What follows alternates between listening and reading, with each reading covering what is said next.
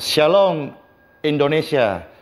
Perihal ceramah daripada Ustadz Abdul Somad dan bagaimana respon kita sebagai anak-anak Tuhan yang percaya kepada Yesus Kristus. Ada beberapa hal saya mau sampaikan sehubungan dengan banyaknya masukan-masukan dari teman-teman, supaya saya juga bisa memberikan komentar. Dan komentar dan video yang saya buat ini tujuannya hanya satu, supaya Indonesia penuh damai dan kita bisa menjadi anak Tuhan yang menyatakan kasih dan pribadi Tuhan Yesus sendiri. Saudara-saudara sekalian, ketika Bapak Ustadz Abdul Somad menyampaikan ceramah atau tanggapan dari pertanyaan jamaah waktu di video itu, saya melihat yang pertama, beliau sampaikan itu dalam rangka membimbing jemaat lokal di mana mereka sedang tausiah atau mungkin sedang berkumpul untuk mengadakan sebuah kegiatan ibadah begitu. Yang kedua, beliau juga ada kemungkinan besar tidak menyadari bahwa itu akan menjadi sebuah rekaman yang viral. Dan saya punya satu keyakinan yang baik dan positif bahwa beliau pasti juga tidak bermaksud untuk menyakiti sesama manusia, karena biar bagaimana beliau adalah ahli agama dan juga mengajarkan tentang ilmu agama yang di dalamnya ada berisi pesan cinta dan kasih. Itu yang pertama, saudara-saudaraku. Nah, sekarang bagaimana tanggapan saya pribadi dan apa yang saya pelajari sebagai seorang pastor, seorang pendeta yang ada di kota Balikpapan. Bagaimana tanggapan saya? Dan tanggapan saya ini tidak mewakili seluruh orang Kristen, tetapi saya tahu ini adalah hati Tuhan Yesus Kristus bagi setiap manusia. Terlepas dari apapun disampaikan, isi ceramah, tanggapan, atau reaksi orang-orang mendengarnya, dan juga yang sudah viral hari ini dengan begitu baik tanggapan pro dan kontra, tetapi saya sebagai seorang pastor, seorang pemberita Injil, pemberita salib, saya menyampaikan ada satu pesan firman Tuhan di dalam Roma 12:21 yang berkata, jangan engkau mau dikalahkan dengan kejahatan. Kalau menurut teman-teman sekalian bahwa ini adalah sebuah hal yang tidak baik menurut iman Kristen dan terluka dan tersakiti, kita percaya bahwa Tuhan itu Maha Pengampun. Kita percaya bahkan di dalam segala pelanggaran manusia, siapa di antara kita hari ini yang tidak pernah berbuat salah dan tidak pernah sampai bersilat kata yang mungkin tanpa sengaja atau dengan sengaja menyakiti sesama kita atau orang-orang di sekitar kita. Siapapun kita, pasti termasuk saya, saudara-saudara, tidak luput daripada kesalahan. Oleh sebab itu, firman Tuhan berkata, jangan mau dikalahkan dengan kejahatan. Bapak Ibu sekalian, teman-teman sekalian, saudara seiman, kalau kita melihat mengukur ini adalah sebuah kejahatan, maka Bible berpesan demi kemurahan Tuhan hari ini, saya sampaikan, jangan mau dikalahkan dengan kejahatan, tetapi kalahkanlah kejahatan itu dengan kebaikan. Kiranya pesan sederhana dari seorang pastor di kota Balikpapan ini, saudara-saudara, saya Pastor Andy Simon, bisa membawa sebuah pemahaman kasih dan menjadi penengah dan menjadi sebuah wadah di mana kita bisa sama-sama saling mendoakan supaya lewat hari ini 17 Agustus 2019 kita merayakan Dirgahayu 74 tahun negeri tercinta Indonesia. Jangan sampai ada kuasa-kuasa lain atau alam spiritual yang menghendaki perpecahan di antara bangsa kita. Kalau ada kesilapan kata, ada mungkin kata-kata yang menjadi viral yang melukai banyak saudara-saudaraku sekalian, baik Kristen dan Katolik.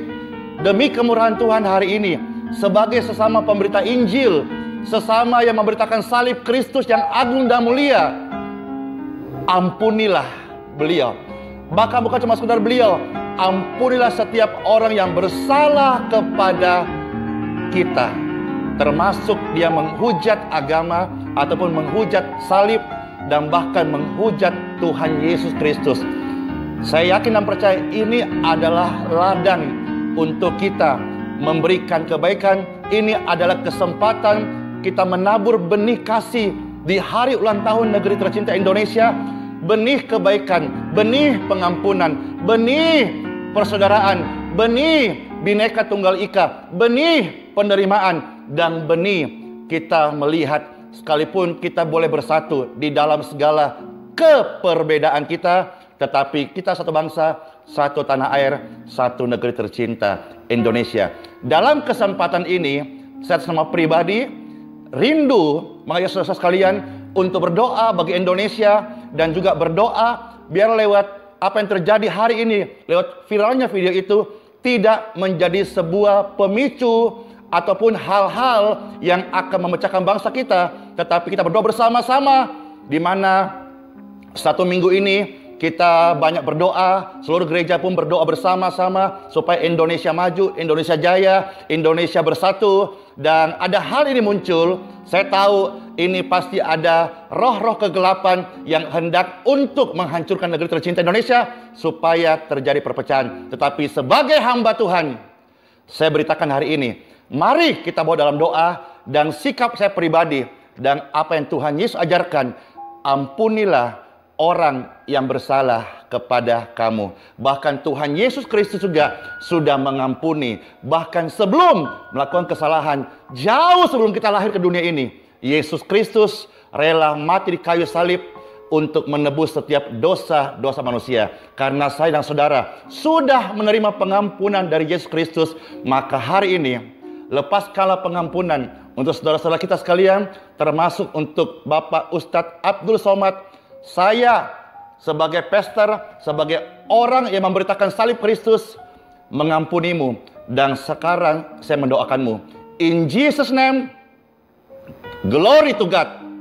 Bapak Ustadz Abdul Somad, kiranya rahmat anugerah, belas kasihan daripada Yesus Kristus yang terpaku di kayu salib, mati di bukit Golgota, memberikan rahmatnya, pengampunannya, belas kasihannya, dan juga kesehatan atas hidupmu, menyertai engkau dimanapun berada.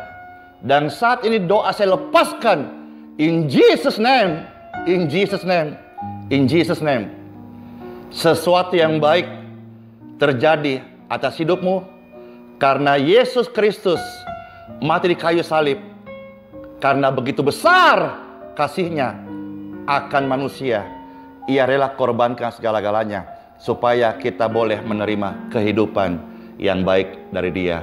In Jesus name, in Jesus name, I pray for Indonesia. Indonesia, damailah. Kami tolak roh perpecahan, kami tolak roh pertengkaran, kami tolak roh perselisihan. Meskipun berbeda Tuhan, tapi kami Bhinneka Tunggal Ika. Berbeda-beda, tapi kami satu di dalam tujuan, yaitu menjadikan Republik Indonesia menjadi negeri tercinta, aman, sejahtera, sentosa sampai selama-lamanya. In Jesus name, Indonesia penuh damai. Jesus bless Indonesia. Haleluya. Praise God forevermore. Amen. Saya Pastor Andy Simon mengucapkan Sola Fide. Yesus Kristus memberkati Indonesia dan memberkati setiap kita. Amin. Katakan Shalom Indonesia. Shalom. Yes. Shalom.